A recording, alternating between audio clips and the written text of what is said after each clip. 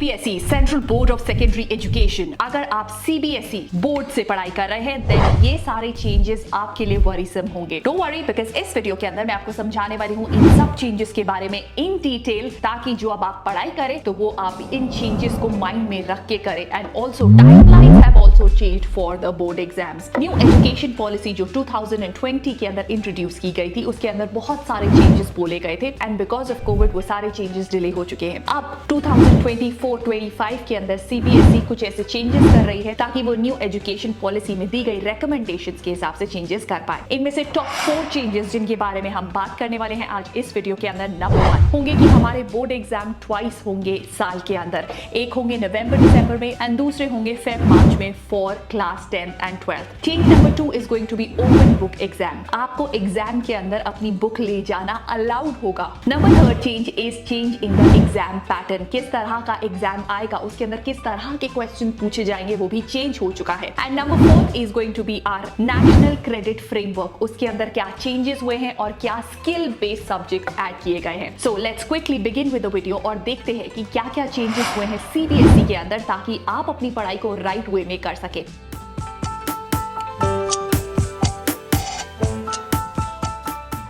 सबसे पहले हम बात करते हैं बोर्ड एग्जाम जो अब 2 बार हो रहे हैं। क्या कभी आपने किसी स्टूडेंट की स्टोरी सुनी है कि बोर्ड एग्जाम से एक रात पहले उसकी तबीयत खराब हो गई और इस वजह से उसका बोर्ड एग्जाम खराब हो गया एंड उस वजह से उसका पूरा करियर खराब हो गया। नाउ वरी नो मोर, क्योंकि सीबीएसई इस प्रॉब्लम का सोल्यूशन लेकर आया है। अब आप बोर्ड एग्जाम दे सकते हैं 2 बार, नवंबर दिसंबर एंड फरवरी मार्च के अंदर। नाउ इसका मतलब ये नहीं है कि नवंबर दिसंबर में आपके पास हाफ सिलेबस आएगा और हाफ सिलेबस आएगा फेब मार्च के अंदर। नो, इसका मतलब ये है कि नवंबर दिसंबर तक आपके पास फुल सिलेबस आएगा। दैट मींस स्कूल्स अब अपना सिलेबस फिनिश ऑफ कर देंगे by the month of October. Now नवंबर दिसंबर में दिए गए एग्जाम्स के अंदर अगर आप एग्जाम को एज अ प्रैक्टिस टेस्ट लेना चाहते हैं तो आप वो ले सकते हैं और फरवरी मार्च के अंदर आप अपना फाइनल एग्जाम देना चाहते हैं तो आप ऐसा भी कर सकते हैं। इन दोनों में से जो बेस्ट ऑफ द 2 होंगे उसके मार्क्स लिए जाएंगे। नोट करने की बात यह है कि नवंबर दिसंबर में दिए गए एग्जाम्स का रिजल्ट जनवरी फरवरी में नहीं आएगा, उसका रिजल्ट इकट्ठे ही आएगा जैसे कि आता है जून में। एग्जैक्टली उसी तरह से चलेगा और उसके अंदर से इन दोनों के जो बेस्ट मार्क्स होंगे, फॉर एग्जांपल आपने सोशल साइंस के अंदर नवंबर दिसंबर के अंदर स्कोर किए हैं 85 एंड वहीं आपने फरवरी मार्च के अंदर स्कोर किए हैं 95, तो 95 आपके लिए जाएंगे। नाउ ऑल्सो इसका एक बहुत बड़ा एडवांटेज ये है कि अगर आपका फरवरी मार्च के अंदर एंट्रेंस एग्जाम्स भी होते हैं तो आप नवंबर दिसंबर के अंदर उन सब्जेक्ट्स को पहले अटेम्प्ट दे सकते हैं। इस तरह से चीजें आपके लिए आसान हो जाएंगी। अब बात करते हैं कि क्या ये एप्लीकेबल होगा 2024-25 में, उसकी अभी पूरी क्लैरिटी नहीं दी गई है। अब बात करते हैं अपनी सेकंड सबसे इंपॉर्टेंट चीज के बारे में और वो है ओपन बुक एग्जाम। जितना आप लोग रिजॉइस कर रहे होंगे इस डिसीजन के बारे में कि अब आप अपने एग्जाम के अंदर अपनी बुक को लेकर जा सकते हैं या अपने नोट्स को लेकर जा सकते हैं, उतना आसान नहीं होगा ये एग्जाम। आपको ये बात समझ लेनी होगी कि जैसे आपको सिंपल क्वेश्चंस पूछे जाते थे, what is photosynthesis, what is evaporation, अब वैसे क्वेश्चंस नहीं पूछे जाएंगे एग्जाम के अंदर। अब आपको कॉन्सेप्चुअल क्वेश्चंस पूछे जाएंगे। कॉन्सेप्चुअल क्वेश्चंस का मतलब है जिसके अंदर कॉन्सेप्ट जो आपने ऑलरेडी पढ़ा या समझा हुआ है उसके ऊपर क्वेश्चंस पूछे जाएंगे। तो ऐसी सिचुएशन के अंदर अगर आपके पास टेक्स्ट बुक है भी सही तो भी आपका ज्यादा फायदा नहीं होगा। इनफैक्ट अगर उन कॉन्सेप्ट को आप पहले से ही अच्छे से समझ कर जाएंगे तो आप अपना टाइम सेव करेंगे। जनरली एग्जाम्स के अंदर रोट लर्निंग या कंस्ट्रक्टेड रिस्पॉन्स क्वेश्चंस पूछे जाते थे ना। रोट लर्निंग के अंदर आपको रट्टा मारना होता है और एग्जाम के अंदर एग्जैक्टली जो आपने रट्टा मारा था उसे लिखना होता था। अब ऐसा नहीं होगा। अब जो ये एग्जाम होंगे ओपन बुक एग्जाम, इसके थ्रू आपकी critical thinking, analytical thinking, your ability to connect it to the real life situations and also to understand things better, ये सब चीजें इंप्रूव होने वाली हैं। एंड आल्सो इस डिसीजन के पीछे सीबीएसई के 2 मेन कारण थे। नंबर 1 रोट लर्निंग को खत्म करना और नंबर 2 था चीटिंग को खत्म करना। Cases of cheating year on year बढ़ते जा रहे हैं and so are the mental problems related to it. इन सब चीजों को खत्म करने के लिए सीबीएसई ने ये स्टेप लिया है और अब देखना यह है कि पायलट इसका कब से स्टार्ट होगा। स्टार्टिंग में सीबीएसई ने बोला था कि इस साल से इसका पायलट कुछ स्कूल्स के अंदर स्टार्ट हो जाएगा। थोड़े ही टाइम के बाद सीबीएसई ने एक सर्कुलर रिलीज किया जिसके अंदर था कि इस साल पायलट रन होगा या नहीं होगा उसकी क्लैरिटी नहीं है। पर एक बात तो श्योर है कि हर एक चेंज एक ही चीज की तरफ पॉइंट आउट कर रहा है और वो है better understanding of the concept. जिस तरह से हम पढ़ाई अभी तक करते आए हैं वैसे हम पढ़ाई आगे जाके नहीं कर सकते। अगर हमारे पास कॉन्सेप्चुअल लर्निंग या कॉन्सेप्चुअल नॉलेज नहीं है अभी तक, तो आप अपनी पढ़ाई के अंदर सफर करने वाले हैं क्योंकि क्वेश्चंस डेफिनेटली चेंज हो रहे हैं। अब बात करते हैं change in the exam pattern.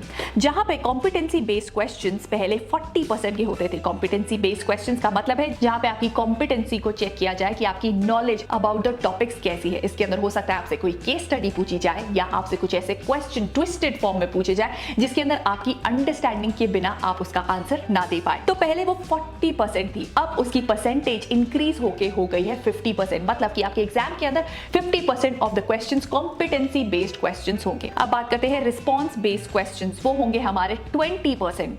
And constructed response questions मतलब कि आपके स्मॉल और लॉन्ग टाइप क्वेश्चंस जिनका आंसर आप ऑलरेडी लर्न करके आए हैं और आपको बस एग्जाम में लिखना है, जो पहले हुआ करते थे 40%, वो रिड्यूस होकर हो गए हैं अब 30%। ऐसा माना जा रहा है कि आगे आने वाले सालों में ये और कम होगा और कॉम्पिटेंसी बेस्ड क्वेश्चंस और बढ़ेंगे ताकि आप चीजों को रट के ना जाएं, आप चीजों को बेटर अंडरस्टैंड करके जाएं। एंड ऑल्सो वरी नॉट, इन पे सीबीएसई जल्द ही सैंपल पेपर्स रिलीज करेगी जिससे कि हमें और क्लैरिटी हो जाएगी कि ग्रेड 10 एंड ग्रेड 12 के बोर्ड एग्जाम्स किस तरह के आने वाले हैं, ग्रेड 6 ऑनवर्ड्स किस तरह से पढ़ाई होने वाली है, कौन से नए ऐसे सब्जेक्ट है जो इंट्रोड्यूस होने वाले हैं। Yes, you heard me right. According to the new education policy हमें पढ़नी होंगी 3 languages. 1 is going to be the foreign language जो हमारे लिए होगी इंग्लिश, और 2 होगी हमारी अपनी लैंग्वेज जिसके अंदर हिंदी या आपकी कोई रीजनल लैंग्वेज भी हो सकती है। इस तरह से ग्रेड 9 के अंदर 10 सब्जेक्ट्स हो चुके हैं जिसके अंदर आपको 3 लैंग्वेजेस पढ़नी होंगी। अब बात करते हैं अपने 4th पॉइंट के बारे में, मतलब कि 4th ऐसा बड़ा चेंज जो सीबीएसई ने अभी इंट्रोड्यूस किया है जिसके बारे में सीबीएसई ने सर्कुलर सेंड किया है, and that is NCRF, that is national credit framework. Now इसके पीछे एक बहुत इंपॉर्टेंट रीजन है एंड वो है कि आपकी वोकेशनल स्किल्स या स्किल बेस्ड लर्निंग होनी चाहिए।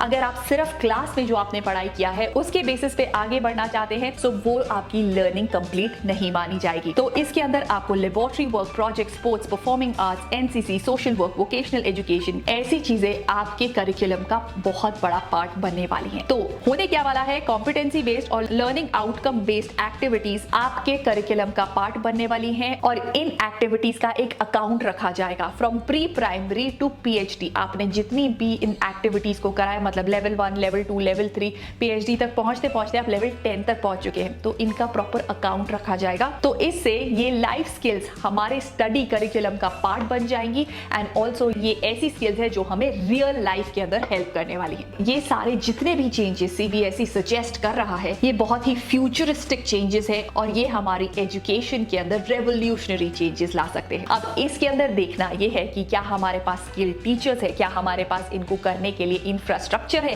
क्या इन सब चीजों की एग्जीक्यूशन जितनी अच्छी पेपर पे दिख रही है क्या उतनी अच्छी रियलिटी में भी दिख पाएगी, ये तो हमें टाइम ही बताएगा। With this I will take your leave and also अगर आप ऐसी इंफॉर्मेटिव वीडियोस देखना चाहते हैं in detail so leave that in the comment section below. I will bring more such informative videos for all of you. So I'll see you in my next video. Till then, take care of yourself and stay super duper productive. Bye bye. Subscribe for more such videos.